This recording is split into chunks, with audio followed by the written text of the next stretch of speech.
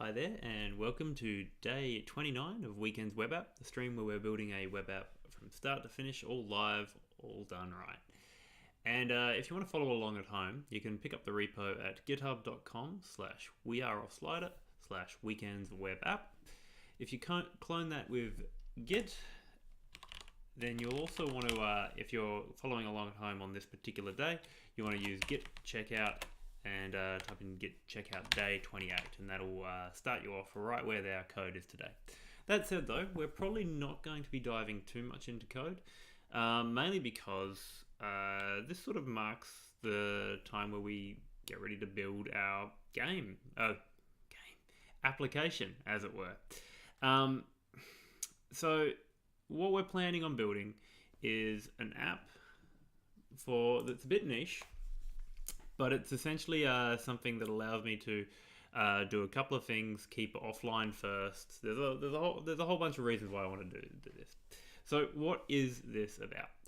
Well, it's an app called SeaTime, and the idea of this app called SeaTime, it allows you, it's from my old career. I used to be a mariner. We used to go to sea. And when we went to sea, we needed to track everything. Sort of like when anyone who's ever got their driver's license has probably know that you've got to log your time. Well, when you go to sea, you got to do the same. So you got to say what ship you're on, what registration number it has, what your duties were on board, how far you went out to sea, how long it was. In some cases, you need to record mileage, although I didn't for my tickets. And you need to keep on recording and recording and recording for an extremely long time to rack up a certain amount of days so that you can then go and get your certificates of competency, your tickets. And that can take up to 600 days. So if you think of the amount of sea time that you need to put in, it's kind of important that you log this correctly. And most mariners have a bit of trouble keeping this all together, especially like some people have a like the organization they work for will do everything for them, and because they've got the manifest, they've all got everything sorted for them. But not all organizations do it. In fact, a vanishingly small number of organizations really do everything you need for you. So it turns out that most mariners have to organize it in some way, shape, or form, and some rely on Excel spreadsheets, some rely on, there's all sorts of things people rely on, but none of them are always the greatest, because you can't just log your time, you've also got to be able to prove it. And eventually what you have to do is you take that time, you put it in your log, and then you compile that log into a statutory declaration, which is essentially a letter that says all the time that you spent. You give it to your employer and you say, please sign this so that I can prove that I actually did my time. And then when you get that back, obviously you've got to hold on to that declaration so that you can give it to the certifying body, the AMSA in my case in Australia, or whatever certifying body. They need to see your proof and go, all right, great, you can do what we need to do. So I mean, it's a pretty niche app, which is why I like it. Mainly because as a concept, it means that I can do these niche things and not be too worried about the fact that, I'm not too worried about whether or not I'm going to make money with this thing or anything like that. We can focus on it from an educational standpoint. And that said, though, there's enough meat on the bone that it's not a toy, right? We can start off with a fair bit of data management, calculation, and whatnot. There's plenty of forms to go into a setup like this, and there's plenty of systems down the track, especially once we get into the realm of statutory declarations and whatnot. So, backtracking. So, the app in a nutshell is an ability to log your sea time against various vessels to keep together some sort of goal for you to get to a certain some degree of a goal, or an amount of days, an amount of days on a particular size of vessel. These are very much a thing, so you have to be aware of these sort of sub requirements that you have to fulfill and whatnot. So essentially allowing you to keep track of a full logbook and being able to keep track of your progress towards goals for that sea time. So that sort of is the overall concept of the app. And as you can see, like this is a really basic PDF, and this PDF that I built in mockups long ago. And what we will be doing eventually, like I've got someone working on branding for all of this, so we will be able to make things look a fair bit nicer, and that's when we'll really have to exercise our CSS for and whatnot. But in the meantime, what we'll essentially be focusing on is building the bare bones of this so we can get the interactions right, get the feeling right, without even worrying about the aesthetics, so to speak.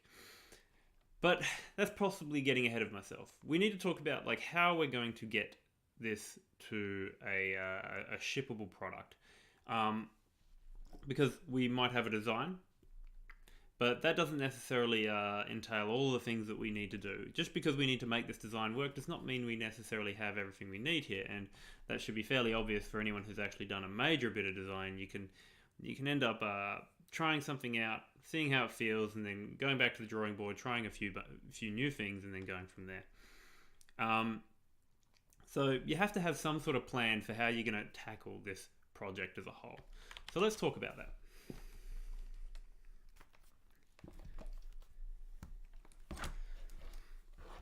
And this is partially using Casey Muratori's idea of how a project should probably run. So we're here, and we want to be here. And that's a finished product. Now, the astute among you who have ever made a product will realize that we don't actually know where there is. No clue, right? You might have some designs in place, but that doesn't mean it will necessarily work the way that you think it will. And this goes for games, it goes for software products, it goes for even physical designs. Just because you've got an idea doesn't mean you have all the information you need to even fully understand what this will actually look like. Because the actual realm, and because of that, it means that the actual realm of what is an ideal finished product, like there's all of this. Actually, so even if we could presuppose that there is an ideal finished product at the end of this, there's actually a massive playing field where our path to there could end up in. And we need to know how we're going to get to that finished product in some sort of reasonable way. Because the thing is we may think our finished product is here. And if we go there, we're actually going to be no closer to this finished product that we want than if we'd started from right here where we are. So it doesn't behoove us to think that we know exactly what it is that we need to build. It's very important to understand that when you're building software, you're just as much in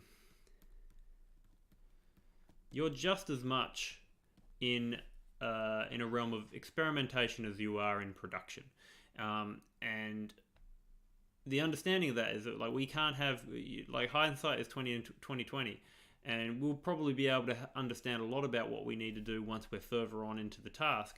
But until that point, we need to figure out what it is that we're optimized for, because if we optimize really fast towards a false goal, we're nowhere closer to a finished product. So what we need to do is figure out small ways that we can get closer and closer towards a finished product. And sometimes that will mean exploration of a space, and this is pretty much cribbed from how Casey Muratori talks about it. Exploration of a space, and then once you are happy with where the exploration is going, much like we've been doing a lot of the coding, you start to lock that down and say, all right, that's a good point. We can focus down on there. And then from that point, you say, all right, we're going to explore in some other direction. And once you find the ideal spot, wherever it is in there, you lock down on that. And then you start exploring from there. And then keep on hopefully ending up in a roughly straight line towards the finished product. But that's only because you're constantly taking stock of where you are. You're doing the adequate exploration. But the question is what are you exploring into?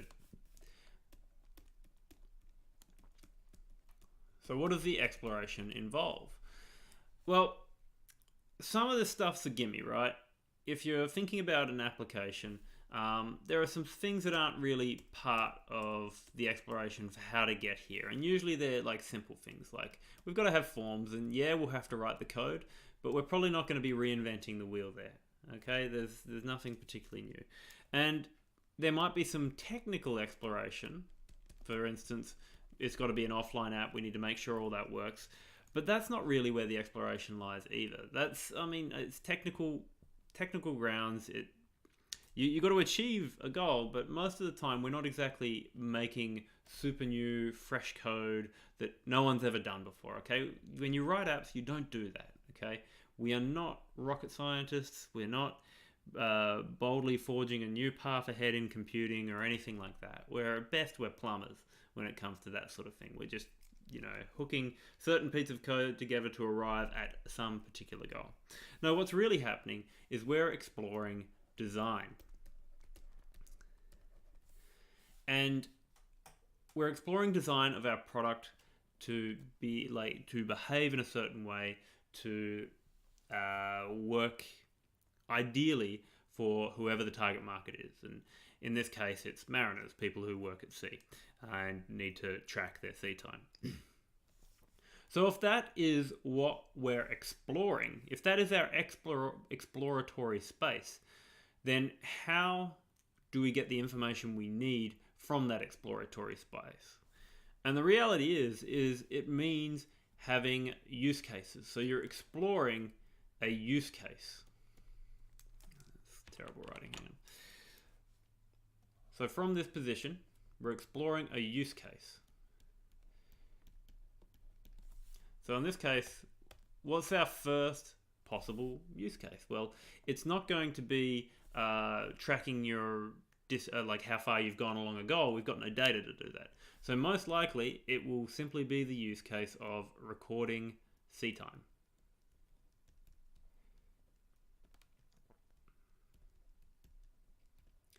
So this means, if we're going to think of all the technical tasks that fall underneath this, it's setting up a data model that allows us to do that. Building UI that allows us to do that. And then testing that use case for actual use and potentially for dog fooding. I've got my own logbook stuff. I could potentially be recording that stuff right in there, yeah? So that's our data model. We're building UI and then we're testing that use case. And there's a lot of stuff I've obviously left out of there. But the thing is lots of tasks will fall out of trying to achieve this use case, these technical things, right? And it's important for us to, while we're doing that, we figure out what it is that we're locking down and what it is that we're sort of needs tweaking. And typically we do data model first because data model tends to affect UI and tends to affect your tests. So you tend to find a data model that allow you to express these particular needs, and then you lock it down. I won't use that. I'll do a tick. That's it. So you'll finish off your data model, and then you finish off your data model, and you're like, all right, I think that will work. And then you go ahead and you try and do building the UI. Sometimes this will feed back into the data model. You might find that you've got some issues, so then you have to go back, fix that up again, address whatever you missed out, and then go back to building the UI. And then once you're through the UI, then you figure out whether the use case is done, whether it's good, whether it works in the way you expect it to. And once you've got that use case in place, and potentially it's aesthetically useful or whatever, from that point, let's say we lock down onto a point which is, let's say we find ourselves somewhere here. And now, from there, we would investigate a new use case. Let me get rid of design so that it's not in the way.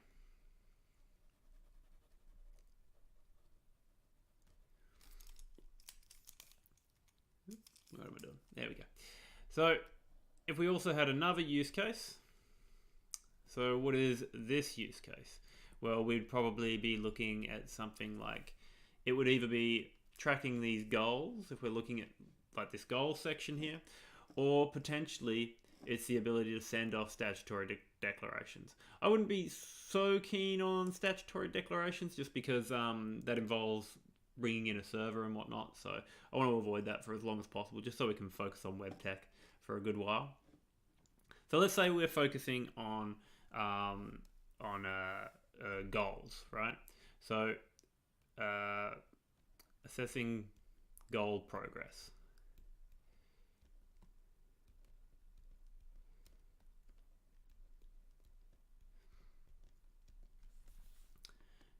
And then in that case, we go, all right, what do we need for this use case?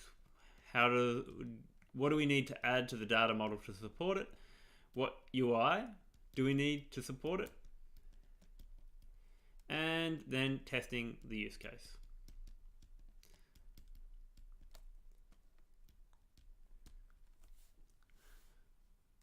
And then we just keep on going from there. So we lock down on something new, some new feature here, some new feature here, some new feature here. And see, the thing is we might end up pivoting in some other direction. We might not end up going straight to our finished product. But there is an important thing to keep in mind here, is that potentially we should be able to say this is a finished product, or this is a finished product, or this is a finished product, because software is never actually done. The reality is that even if you got to what you would call a finished product, most software does not just stay there. It ends up continuing on. Unlike like many works, like media works, even games are very rarely done these days. They're merely abandoned, and that's the same for books as well. At a certain point, you've got to say, okay, there's enough, and we're not doing anymore. But if a piece of software is still helping people and is still making revenue, or whatever it is that your goals for success are for a particular application, if it's still meeting those goals, then potentially you keep on going. But herein lies a very important concept.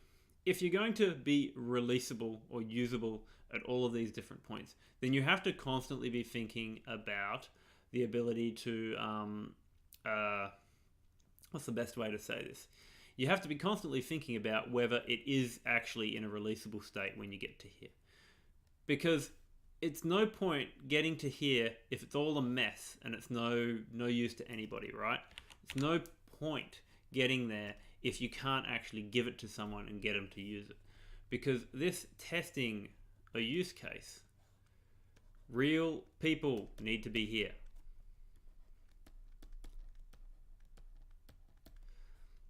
And probably better to say real users and not me, right? Even though this is a piece of software that could potentially scratch my own itch and do the right thing for me, it's going to be no good if that's the case. If I can use it but no one else can, it's not really doing much work as an app at that point. I could have just made an Excel spreadsheet and called it a day. Why did I go through all the effort to make an app, right? So it's important that we address those things as we keep on going, as we keep on moving forward. And there's design taking place during this. I've sort of skirted over that fact. And design is sort of, I keep on messing that up. Design is sort of what this is, but it's not all of this, right? So sometimes you have to go through and you go do some sketching and figure out what it is exactly that you're missing from this system, and then you go from there. So what we need to do is, if we're going to start a data model in this particular use case of recording seed time, we need to address all of the things that need to go into this. There'll be many technical tasks that fall out of addressing this use case, and we'll just have to take them as we go.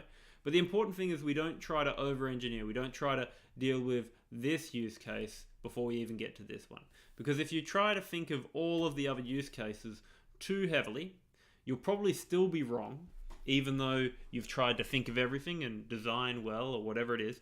you'll probably be wrong. So it's something you'll build for here will actually be completely wrong, and you'll still have to redo it. So you haven't actually saved yourself any time. So it's important to think about what's in front of you right now, what you're working on in the near future, and not any further than that. So yeah, I think that's going to be my philosophy going into this. This is certainly a lot looser than any particular methodology or whatnot, but I can sort of get away with doing that because I'm working on it on my own. Obviously, you'd need something a bit more robust in terms of a plan if you were involving a lot of people, but we're not doing that. So, what is our first use case? As I said, I think recording seed time would be the best one. So, if we're looking at recording seed time, it's essentially this part of the form here. So this idea that we have, for a particular person, me for now, we have the ability to add ships to a we have the ability to add ships to some sort of database, or vessels, or whatever you want to call them, and then from there we start to put in voyage details. With the ship, there would need to be some information about that ship, such as how long it is, because you can see up here we've got elements here where it's like, all right, was that vessel a commercial vessel, or was it a commercial vessel, or was it a recreational vessel? How long is it, and that kind of thing, and all of that takes into account, because that's going to be very important for us to be able to either dismiss or involve.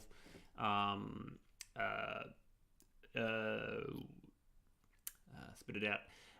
It's going to be very important for us to be able to dismiss or keep certain seed time when we're trying to measure our goals. So we know that we sort of need a decent amount of information with vessels beforehand, and we need to know that we're able to enter those things. So that's what we'll do. And there's a lot in this design aspect that I've sort of glanced over, right? I mean, there's this information, but is this user entered, or is it like default on the is it part of the application? Are these tags something that the user puts in, or have I pre-made a bunch of these different tags and whatnot? And that's going to be part of the exploration as we go into the data model phase of this thing. So I think we may as well get started on just that. So if we were going to do data model, we don't really need to, let me just push a few things around here. There we go. Okay, so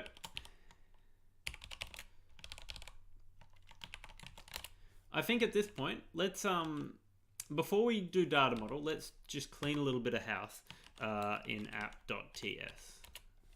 Because at the moment, there's a bunch of things in there that we don't need. We don't have a home view. We don't have an entry view. We have nothing, and we should start with nothing, so that we're not adding things that are just from our test code, right? So let's get rid of the counter bundle and the content bundle. Let's get rid of the database, or at least let's start off the database with sort of nothing. That's probably the wrong words to use. Let's nix the database in its entirety.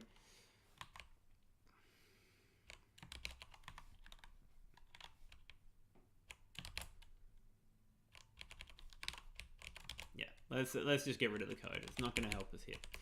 We've always got test code that we can lean back on if we need to down the track. So let's clean up initialized data. We'll get rid of it entirely, actually, because we'll want to put that in a different file anyway. We won't have any Chrome to start off with, so let's empty that out.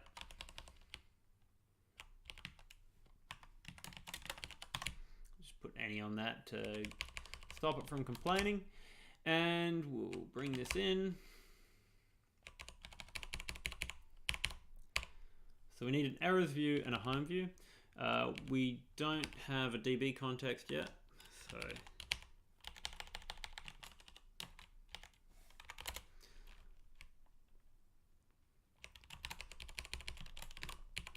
that. So we have our translation there for now. Now, what else don't we need? We don't need this store subscribe. That is meaningless. we have removed our bundles, which is good. We don't need this counterstate.bundle stuff either. So let's get rid of the content state bundle as well. The all articles, all authors, all of that can go.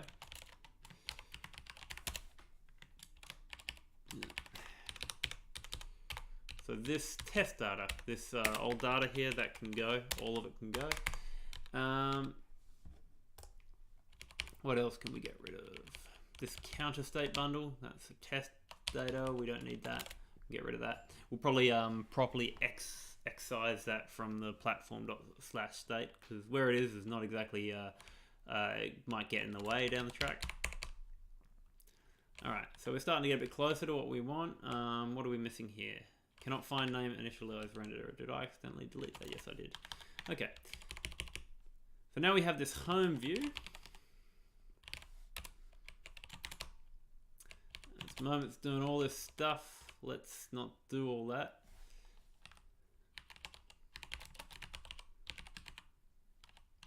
We'll just resolve a promise to true. And we'll empty this out.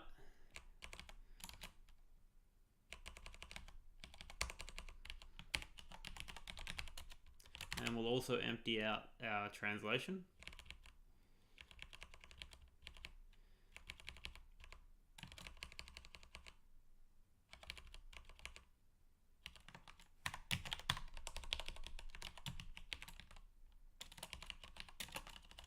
Call it CTime app.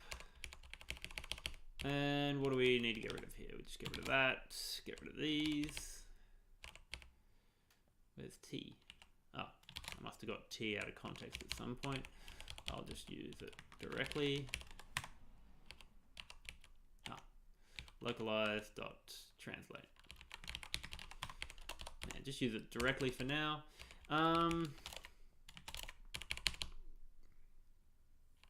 Excellent. Okay. So now we should have a completely pared down app. And we may as well just run this up and check it out.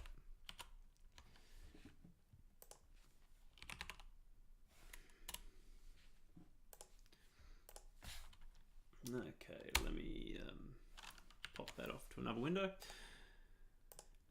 Okay, we've still got some stuff here and things broke here, so we'll have to fix that. Before we do that, let's get rid of the things that aren't required on index.pug.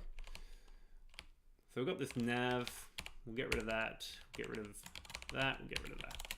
So these places where Chrome could eventually be, we're just gonna ignore them just for now and see how things are. Okay, so we now have the app running as it were. So you can see inside our main view, we have that. And if we were to go somewhere else, you can get a 404 error. Great.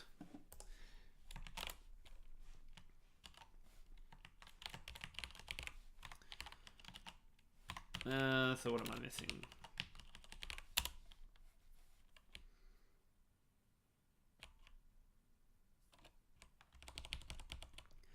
Nothing for now. All right. So often I use, oopsie daisy. Sorry, I'm just gonna do this off screen because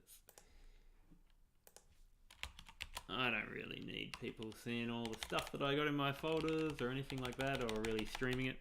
So let's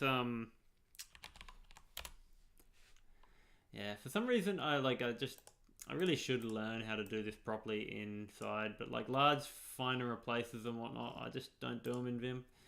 Generally I use a different tool for it.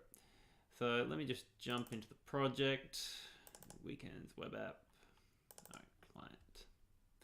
Cool, all right. So here we are in client, and we're going to grab all of our files that we can find and look at for weekends web app. And there's going to be a lot of places where we can find that, and we're just going to change it with CTime.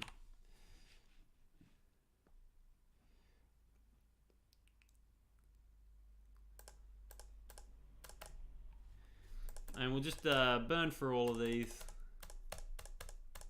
Just carefully watching, see if there's anything that we shouldn't be changing over.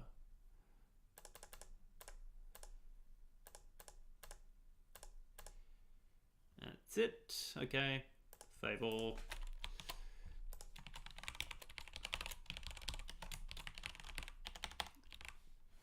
App.ts rather.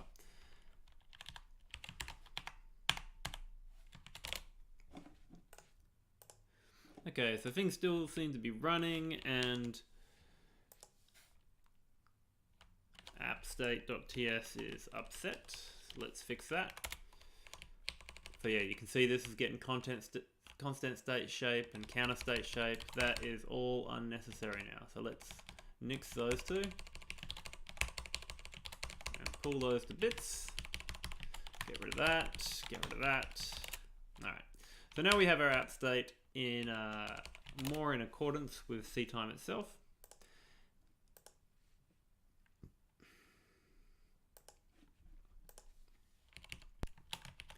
So with all of that done, I think it's time to do a little commit.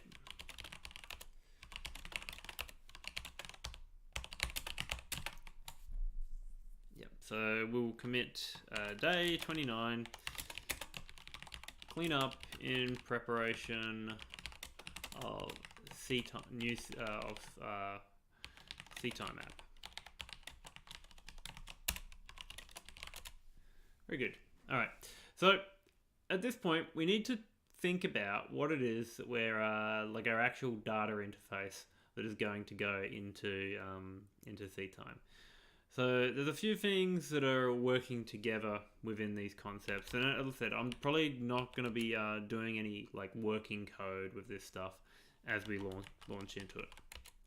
So we know that we have a concept of a database schema. If we look at test schemas, you've got these sorts of guys, right? You add indexes, you got test databases, all that good stuff, right? And that's all very well and good. But really, we want to just start with some basic typing using TypeScript to sort of just get a handle on what it is that our data model actually is. And to do this, I think I'll make a folder inside client. In fact, let's, oh no, actually TypeScript is really nice for doing this sort of thing. So let's actually use TypeScript for it. So we've got platform, we've got UI. I'm going to do something,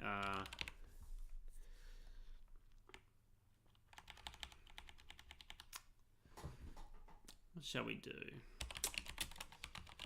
You can use the word logic or business or something like that.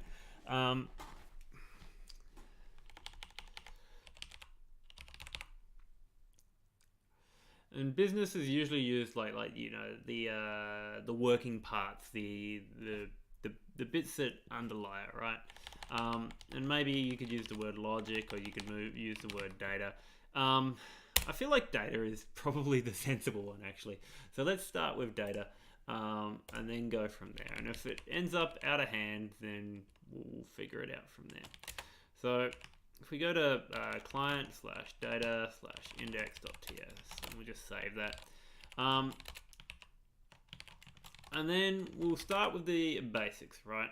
So we got vessels. So what is a vessel? Let's have a look at what CTime cares about vessels. So answer CTime, record of C service. So here's where we're sort of doing a little bit of research. I mean, this is stuff that I've done for a while, but it's been a long time since I've actually done anything really cared a great deal about my CTime and whatnot. So it's always good to keep an eye on the industry, and certainly if we've got particular expectations about what vessels are, what like you know, what kind of things you need to record and whatnot, then there's going to be some important things here. And you can already see a few things jump out. So operating area is one thing, the actual size of a vessel. And you can see here a concept of propulsion power, because C service accrued while performing dual certified roles up to 750 kilowatts. So the power of the engines on a vessel is something we potentially need to keep track of. Area of operation isn't a vessel thing, it's more like a capabilities thing, so that's not quite right. But here we got type of operation, so whether it's commercial, recreational, or military. The type of propulsion it has, inboard or outboard or steam, which means it's well old. So these duties performed, that's not to do with the vessel, but obviously the sea time that you put onto a vessel, or the time that you spend. And here's some interesting stuff we can get as well. So you've got vessel name, vessel identification number, vessel length, propulsion system, number of engines, propulsion power. So here we're starting to get our like the good thing about having rules and regulations is these can potentially form our model. And I mean, keep in mind, we're only going to target the Australian Maritime Safety Authority to start off with these concepts. It doesn't make sense for us to try and think of everything in a global sense straight away. If we try to do that, we would end up, well, probably chasing our tail for a long time. A little bit of awareness probably makes sense at some point. It makes sense to, once you've got something working, do a double check before you really double down on things to make sure that you can actually go beyond Australian borders with this. As I said, like some countries care about other qualities and whatnot, and we can certainly convert things from kilowatts or whatever. So it's not a question of units, but rather having the raw data in place. But either way, here's some stuff we can start to think about, right? So let's think about a vessel, right? So what do we need to know about a vessel? Well, if we had a look down here, and in fact what I might do is move this off here and bring this one into the other screen so that we can keep these side by side. So we'll want to have a vessel name, identification number, and this is going to be a string because different countries will have different identification numbers. So let's also look into port of registration, because that's going to potentially affect how things work. So usually port of registration will include, I believe, it'll have be registered to a particular port. The IMO number is an interesting one, because it might actually make sense for us to keep track based on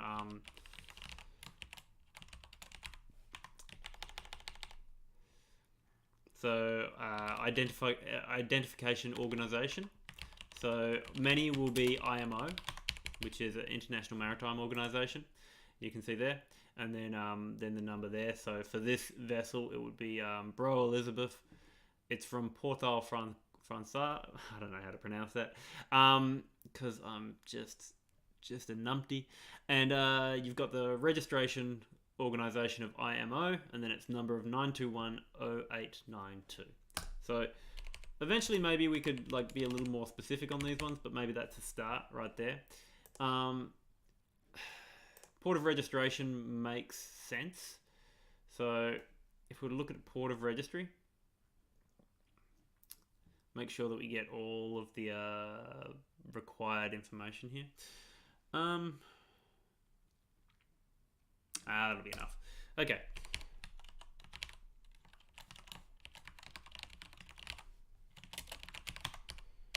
The thing about this is this port of registration and port of registration, maybe that's enough on its own, right? We don't need any geolocation data or anything like that right now. We're not doing any measurement of latitude and longitude or anything like that. This is a sea time logbook and not a mapping service, right? So we can possibly keep well out of that sort of information for now anyway. Maybe there are use cases in the future that may require them, but remember, we don't care about those use cases yet. We care about this use case that's right in front of us. All right, so what else have we got here? We've got vessel length. So here, it probably makes sense to store it in a particular unit. So let's say vessel length in meters, and we store it as a number.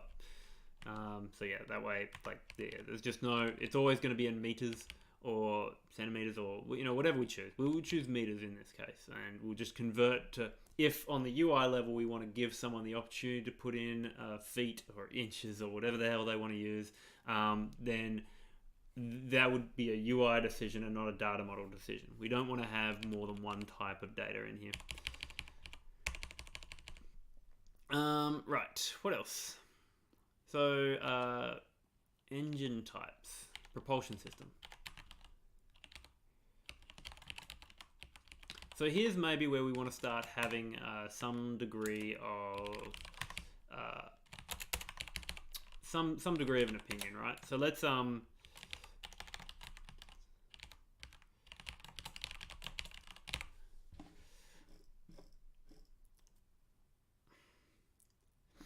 the thing is many vessels have more than one type of propulsion.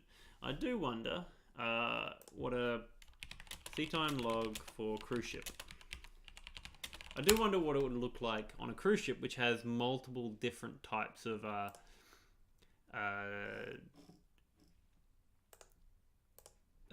vessels. So multiple different types of what's the word I'm looking for here?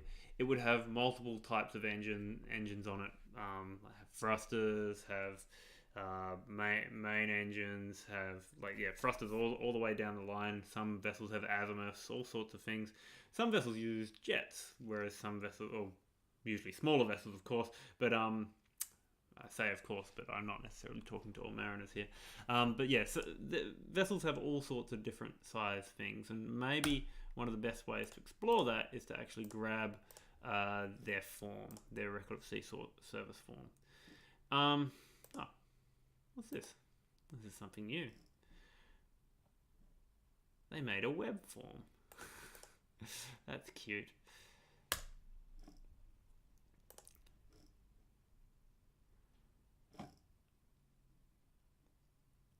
Approved sea service logbook.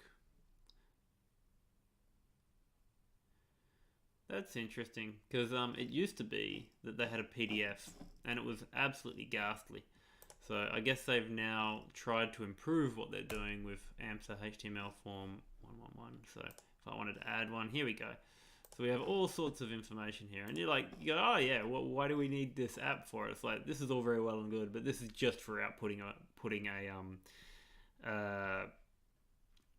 is just for outputting your letter. So this takes forever because you have to rewrite every single thing in it too.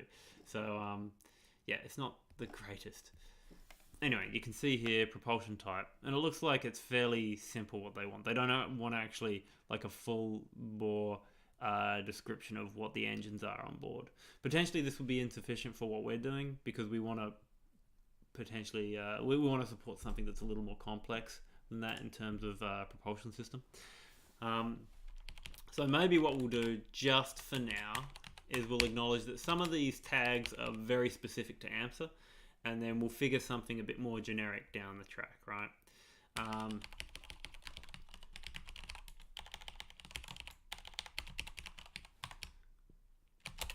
And this gives us the ability to then make some enumerations that are like this, about this. So AMSA propulsion code. We'll make an enumeration for that. So what do we got? Inboard.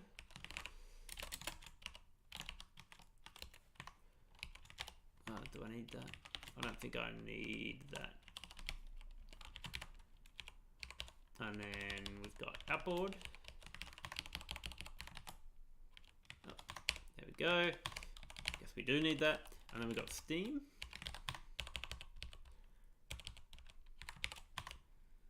So now we can use the AMSA propulsion code here. And we want AMSA operation type as well. As I said, like, we will come back to these, but the thing is if we try to over-engineer this too much, we might never end up with a product. We have lots of different things to cover. So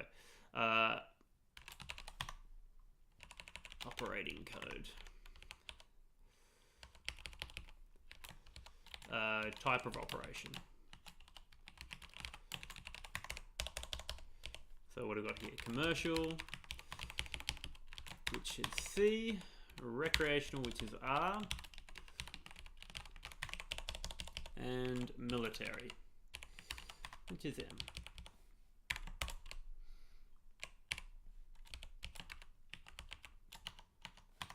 So that will take answer type of operation code. All right. What else we got here?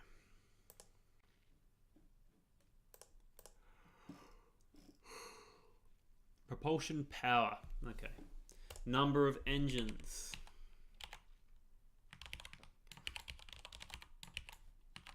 Number of engines is probably incontrovertible, so we can put that in as a non-answer code here. Make that a number. Propulsion power.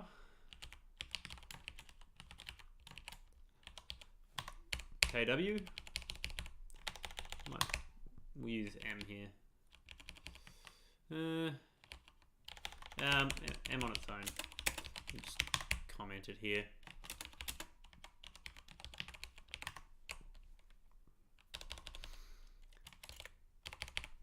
Alright, what else we got? So the rest of this stuff starts to get into the realm of for other qualifying C service, so for the actual C time entries. So we can have a look back at this form. So unique vessel identifier, vessel name. Let's see if there's any further things that are vessel specific here. So we've got the type of operation, we've got that, propulsion type, propulsion power, propulsion number of engines.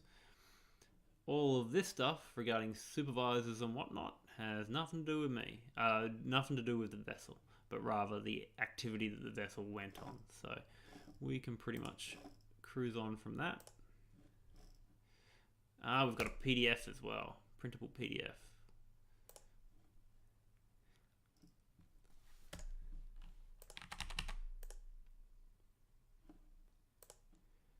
Okay, yeah, that's the PDF, and that's how it outputs, right? I see. That's what they make you do. Right. Okay, so here we've got the concept of a vessel. And when we store it in the data model as well, we are going to need some sort of UUID string. So a UUID, I'll just go really quickly into it. Actually, yeah, we didn't do a universally unique identifier. So when we did the old schema for testing data and whatnot, we had an ID and it was a string, and we just sort of put the string in there, right? But typically, your IDs are not going to be the name of. What's the way to say this? Your IDs are not going to be the name of the vessel or anything like that. So this is what's referred to, and this is a common theme in data design, is a surrogate key. So a surrogate key is any column or set of columns that can be declared as a primary key instead of a real or natural key. And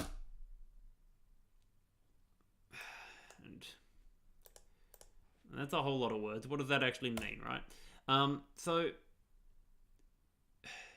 the important thing about a surrogate key, and you can see here synthetic key, entity identifier, system generated key, there's all these different names for it. But the key piece of information about that, see what I did there, is that it is not derived from application data. In other words, this UUID, it might be a string of numbers and letters or whatever, it has absolutely no relationship to any of this data. And that's an important thing, because if that's the case, then it means that you can reference things using that ID and never expect that information to need to change. For instance, say we were to designing some data, right, where we had the concept of a user, and it had an ID that was a string and a name that was a string. Or in fact, let's just say that it was a username. And then we also had an interface that needed to keep track of activity, and it would have a message coupled with a username to say who it was attached to, and then like let's give it a timestamp. We'll keep that as an ISO string, right? And the thing is that username was Bob, and this user's username was Bob. If we create data in this way, then it means that if we ever wanted to change, like Bob decided he wanted a new username, he wanted James. I can't think of a name. All right. So say he wanted to change his name to James. Now we have a problem because we have all of these activity records that are referencing Bob. They also need to change. This all changes and is more safe if we had a concept of a UUID, or even just a numeric ID or something like that, right? So say we had, I'm just gonna type a bunch of numbers. Okay, say this was the ID for Bob, and instead this referenced a user ID.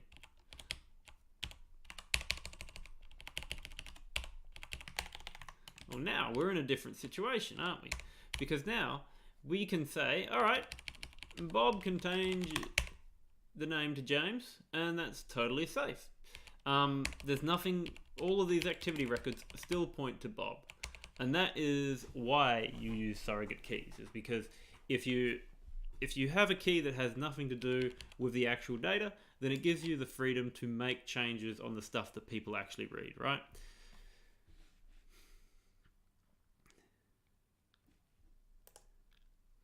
Now, with all that said though, potentially when you say want to go look at the when you want to go look at the data, so you want good URLs, right? So you want to be able to go to say vessel/Lewin and be able to see all the information for Lewin. Usually that would mean that you would have some sort of slug. So say if I had a vessel STS Lewin, which is the one I served on, we would probably have a slug STS Lewin 2. And then that way we can sort of match against that whenever we're doing database queries for a particular page or something like that. So that's just something to keep in mind, but we always need a UUID no matter what, because we don't want like it's either for URLs to not to change or for other things referencing the database, like primary key, foreign key setups. You want to make sure that you're always referencing that UUID. So we'll have a slug for URL purposes. But other than that, this is the meat and gristle of our data model. Okay, so we've done our thinking on that data model. Now let's take a moment to think about CTIME entry. And in this case, I'm thinking we will just have the default of entry. It's a bit vague. Maybe we use the word C service. AMSA seems to love it. Record of C service. Yeah, I think C service is probably a good one, because like it avoids the word CTIME, because we've already got the app of CTIME. It's yeah, it's a bit too generic. If I was to also refer to each of these lines as CTIME, it might provide some ambiguity when I'm trying to read my code. And the other thing is we want to be able to sort of, yeah, we want it to be a little more precise than the word entry as well. So C service feels like the right word to me. Okay, so let's just try and burn through these. We'll start from the top. So we know, so we'll create an interface for C service.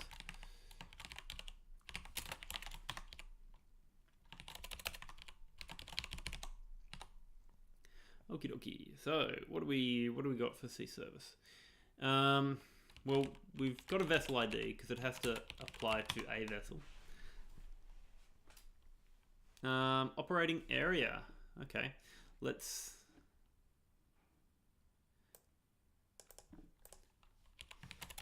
So for now, I'm just gonna acknowledge that we've probably got some AMSA based sort of terms here. So export enum AMSA area of operation code.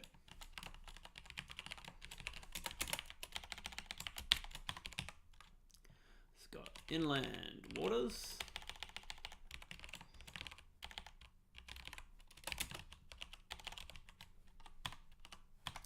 Let's see if I can copy that stuff in.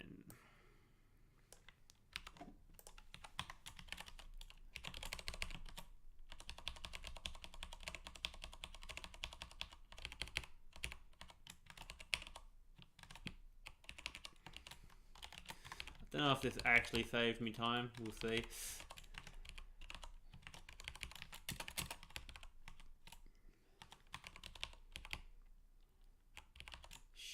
Seaward of sheltered waters. Okay.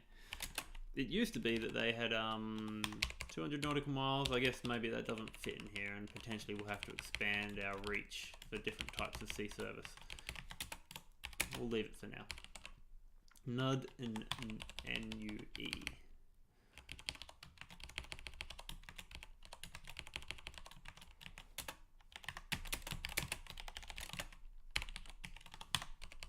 Very good. Okay. Vessel area of operation.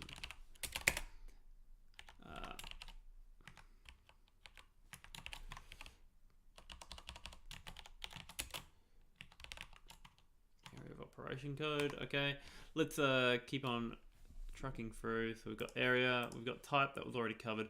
We've got duties. Duties performed.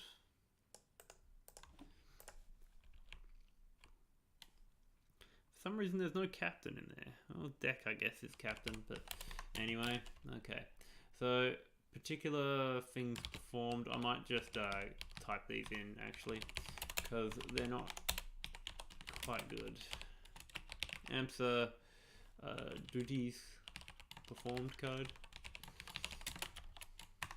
Potentially we'll have more than one of these actually. Same with AMSA area of operations actually. So let's put a little array signifier on the end of it, just in case you want to tab both of them. Okay.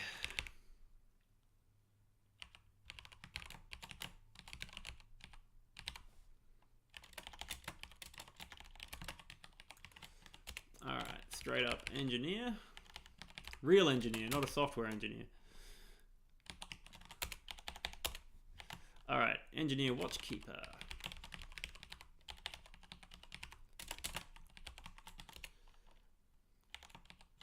Engineer in charge, or chief engineer.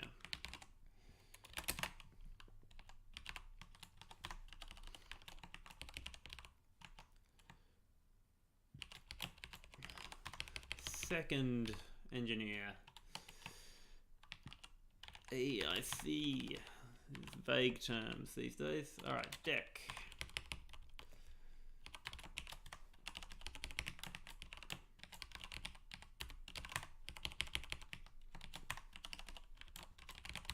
General purpose hand. Lovely. Let's keep going.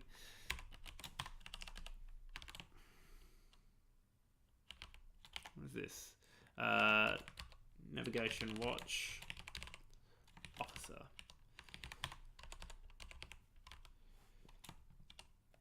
Weird code. They should have just gone. I wonder why they had it so expansive. Alright, coxswain. Coxswain, for those who are not aware, is a small boat handler. So typically that's a ticket you can get that will let you drive things. It might be different these days, but usually it's like 10 to 12 meters, something like that. Okay, so AMSA duties performed.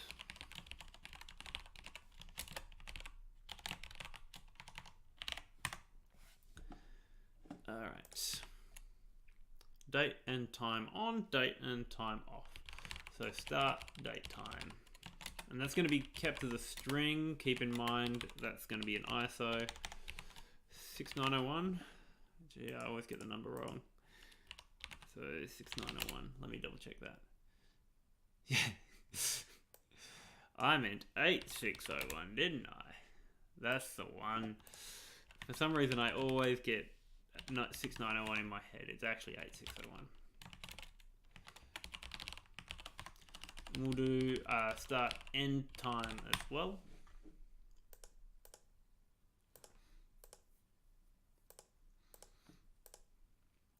And potentially, where am I going? Potentially, it would make sense. So these would be non-naive. So that would be ISO time 8601 timestamps with time zone information. So they're a particular time in a particular time zone, or in a particular offset. Start date time, end date time. That's what I meant to say there. Okay. Hours per day. Okay. How do they interpret that?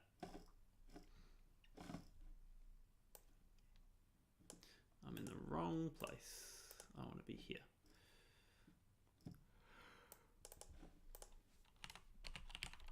Okay, hours worked per day. Keep in mind, some of these might be optional as well. What else do we need? Days on voyage.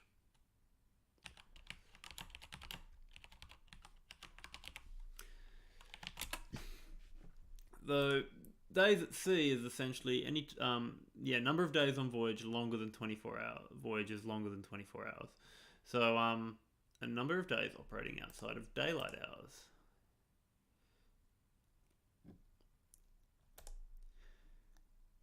Yeah, that's not in that information though. Okay. I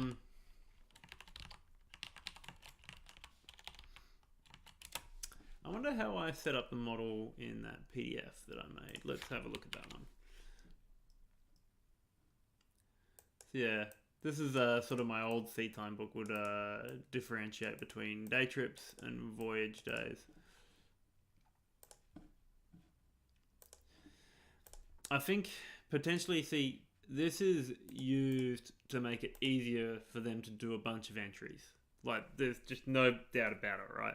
It's like, this days on voyages is so that they can say, all right, I was working for 30 days and we went on 4 different voyages, starting from different ports, ending in different ports, etc., etc. And this is potentially where I want to veer away from being too AMSA specific. So what I might do is I'll nix that and instead refer to style of voyages.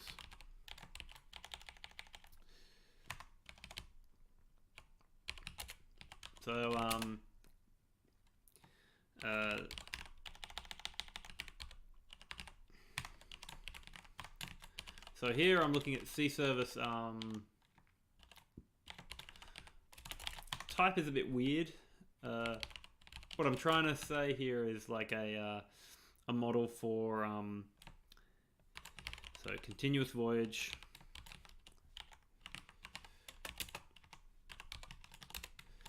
day trips,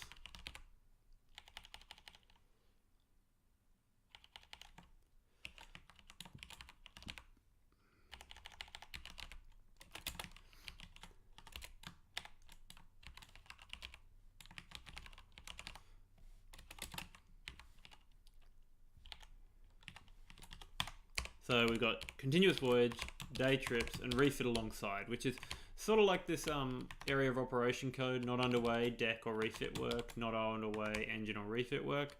But yeah, this is sort of reflecting what did the vessel do during your service, and that I think potentially hits the nail on the head a bit better. And keep in mind, our data could eventually output to AMSA. So if we want to preserve our model, we probably should, just to make things easier for people to use.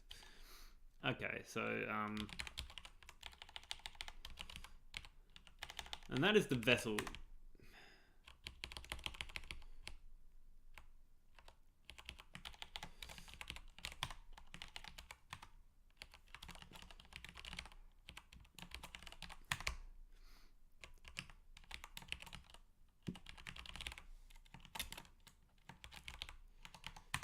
Let's just say that there's only one for that, so it's easy for us to say, all right, well, you were on day trips for this period, and then you went doing maintenance, and then you did this. Maybe that works, right?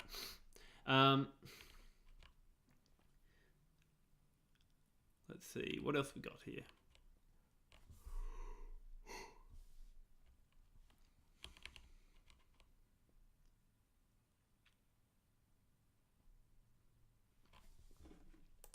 Let me have a look at what I've done here. Days at sea, day trips versus continuous voyage. There is a concept of mileage that matters for some jurisdictions, or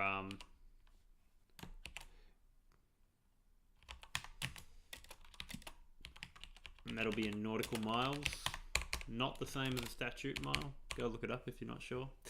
Right. What else do we need?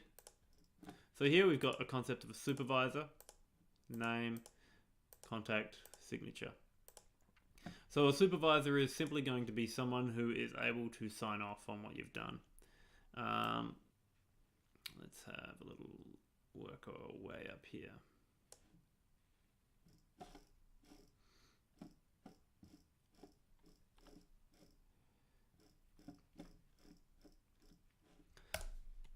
We'll just do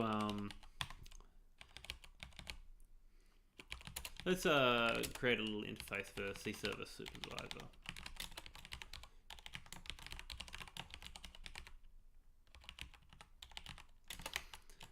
And this could really just be some person, right?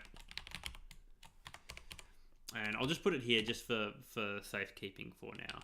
So let's say we've got an ID on it, and in fact we'll need one for Sea Service anyway, so let's put that one in there. And that person will have a name. We'll just have full name. We'll have, what else we'll have about this person? We'll have a contact number.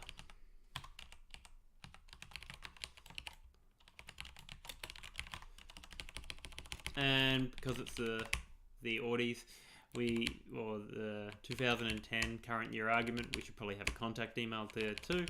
We'll put there as an option. Same with contact phone. That stuff might get lost. And then we'll just go supervisor, supervising person ID, and we'll make that a string.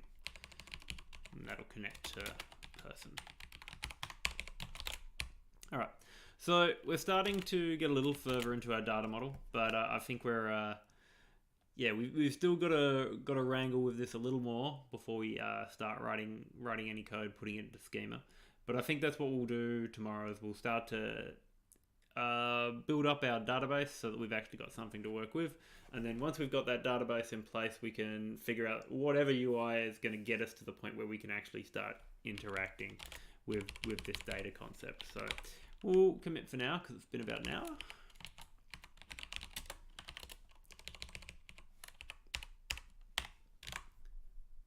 Oh, whoops. I'll just jump out. All right, clear, git status, git add. That's everything. All right, now we'll git commit. So that is day 29. Begin interfaces for CTime app for recording Sea Service. And that'll do it. We'll push that up. We'll create a tag for day 29.